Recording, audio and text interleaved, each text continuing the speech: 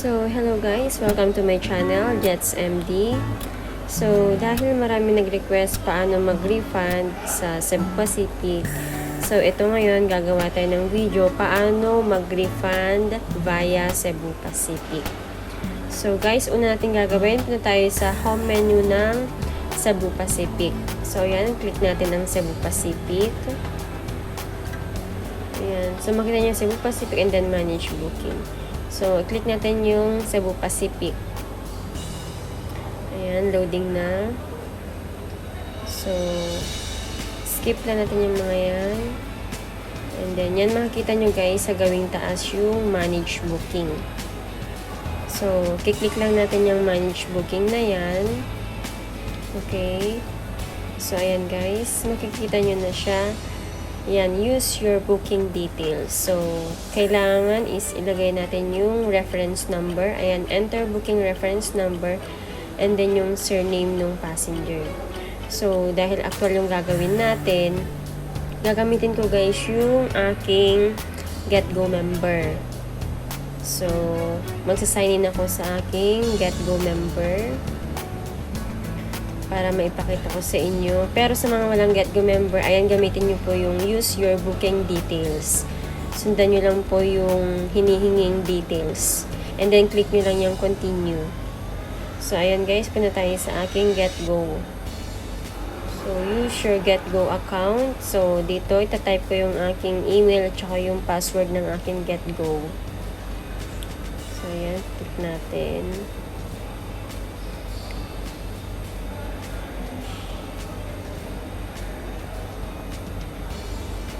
And then, yung aking password, hindi ko maipapakita sa inyo guys dahil actual nga itong ginagawa nating pag-refund sa Cebu Pacific. So, after mailagay yung password, click lang natin yung login. Ayan. So, ayan guys, pagka-click ko nung login, lalabas dyan lahat ng mga bookings ko. Ayan, may bookings nakalagay. So, ayan, tinanong ko muna yung client ko kung sure na siyang i-refund yung flight niya dahil nga sa virus. Kaya nag-cancel ng flight. So, ang nag-cancel mismo is yung airline. So, kiklik natin tong round trip na nagpabook sa akin. Na yun nga, nakapag-decide na i-refund na lang siya dahil lagi nakakancel yung flight. Dahil nga po sa virus. So, click lang natin yung Macau, Manila, Macau. Ayan, nakita nyo guys, yung mga confirm booking na yan. So, click lang natin. Yan, lalabas yung information.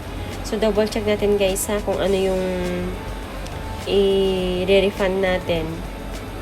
Para hindi kayo malite. Hindi kayo malilito.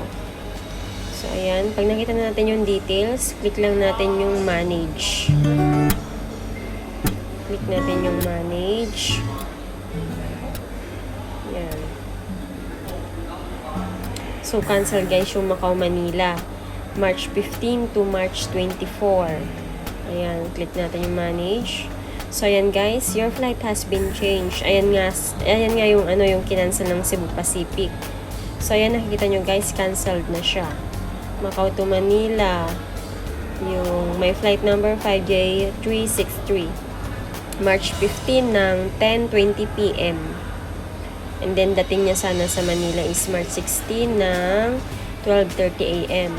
Pati yung return ticket niya guys, yung Manila to Macau ng March 24, canceled na rin po. So, nakapag-decide si client natin na i-refund na lang po niya yung kanyang itinerary. So, ayan, nakita nyo guys, parehong cancel. Manila to Macau ng March 24, 5J362 ng 7 PM. And then, ang dating sana sa Macau, dito sa Macau is 9:40 PM. So, pareho na po siyang cancel. Ayan. So, next is, ibababa lang po natin para makita natin yung complete details ng ating ticket.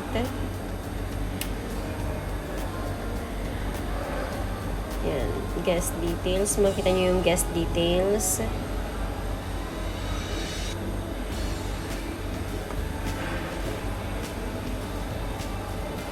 Ayan, yung name and details. So, sa sitwasyon natin ngayon guys, napakahirap pong mag-refund. Lalo na po minsan tong Cebu Pacific is nag-error yung site nila. So, ayan guys, makita nyo na yung option ng refund. So, andyan yung rebook or reroute flight. Ito, pwede nyo i-rebook any date, pero kailangan covered siya nung within 1 month. So, like for example, yung nag-cancel na flight is March 15. Pwede mo siyang i-rebook within April 15. Pero sa case natin ngayon, mahirap pa rin pong mag-rebook dahil nga lagi nagka-cancel. And then next na option is yung convert to travel fund. Sa convert to travel fund naman po is pwede natin siyang i-refund, then mapupunta siya sa travel fund mo. Kung sino yung passenger, siya lang po yung makakagamit nun. And then next is yung refund ticket. Ito naman po yung full refund.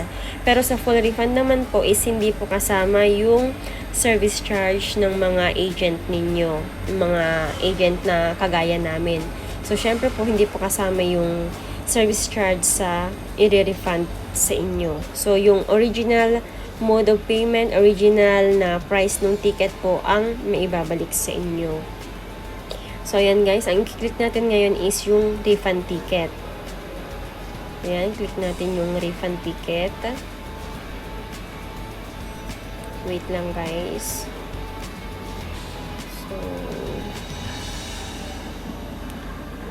So, sa pag-refund ng ticket guys, depende yun sa airline, how long they process. Ganun din po sa bank nung ATM nung client, nung agent nyo. Kung mabilis yung process, so, makukuha nyo yung refund nyo mga within 3 weeks, 1 month, ganun. So, depende po. Hindi po pare-pareho. So, ayan, refund ticket. Refund ticket in the same form of payment you originally made is also possible. So, ayan guys, dahil debit card yung ginamit natin, yung marirefund ni client is babalik siya sa ATM ko, dun sa bank ko. Bank. Ayan. So, click natin yung refund. So, cancellations will apply to all guests in the booking. Are you sure you want to process? So, click lang natin yung continue. So, ayan. Click lang natin yung continue, guys. Ayan. So, ayan guys, makikita nyo yung breakdown nung ni-refund natin. Ayan, makikita nyo 1,212 MOP. So, refundable amount, fair price, 416. Admin, taxes and fees, 436. And then baggage, yung 360. So, total is 1,212 guys yung ma-refund ni client. So, yan, may note din na your booking has been filled for refund. The amount for refund will be charged back to your credit card in 10 working days. Actual credit card back and for the amount to reflect on your statement depend on the bank processing time. So, yan guys, makita nyo naman sa note is depend on bank's processing time. So, si Cebu Pacific na sa around 10 working days nilang ipaprocess yung refund nyo, and then tsaka nila ipo-forward doon sa ATM ni agent ninyo or nung ATM nyo mismo. So, ayan guys, processing na. So, ayan, makikita nyo yung reference nung ticket nyong ni-refund, and then ito, marireview rin natin yung itinerary natin. So, ayan guys, makita rin yung payment summary. So, yan. Click natin yung view itinerary, and then makikita natin na dyan is no flight found na siya. So, meaning yung ticket ni client is na-forward na sa Cebu Pacific. Yan. So, that's all for today guys. Sana may natutunan kayong muli sa ating video.